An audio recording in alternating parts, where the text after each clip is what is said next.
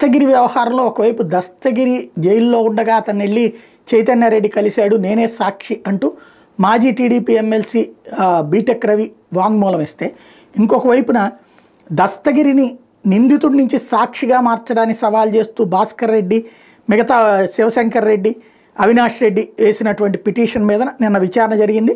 సాక్షుల వాంగ్మూలాలు, నిందితుల విచారణ కొనసాగుతున్న నేపథ్యంలో దస్తగిరిని సాక్షిగా పేర్కొనడం ఎట్లా కుదురుతుంది? 2021 అక్టోబర్ 26న సిబిఐ దాఖలు చేసిన ఛార్జ్షీట్లో దస్తగిరి నిందితుడిగానే చూపించారు. ఆ తర్వాత వేసిన 2 మధ్యంతర ఛార్జ్షీట్లో కూడా దస్తగిరి పేరుని తొలగించలేదు. 2022 ఫిబ్రవరి 21న సెక్షన్ 306 సబ్సెక్షన్ 4 సబ్సెక్షన్ ఏ కింద అతని స్టేట్మెంట్ రికార్డ్ చేసిన తర్వాత కూడా ఛార్జ్షీట్లో అతని పేరు తీసేయలేదు.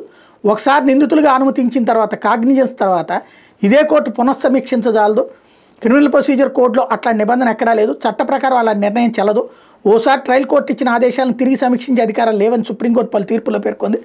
దస్తగిరిని సాక్షుల జాబితాలో 110వ సాక్షిగా పేర్కొన్నామని చెప్పడం కూడా సరికాదు. నిందితుడిగా పలుమార్లు ఇదే కోర్టుకు దస్తగిరి హాజరయ్యారు. హాజరు కానప్పుడు న్యాయస్థానం నాన్ బెయిలబుల్ వారెంట్లు కూడా ఇచ్చింది. దస్తగిరిని సాక్షిగా పేర్కొంటూ ట్రయల్ కోర్టు ఇచ్చిన ఆదేశాలను కొట్టేయాలంటూ హైకోర్టును ఆశ్రయించారు.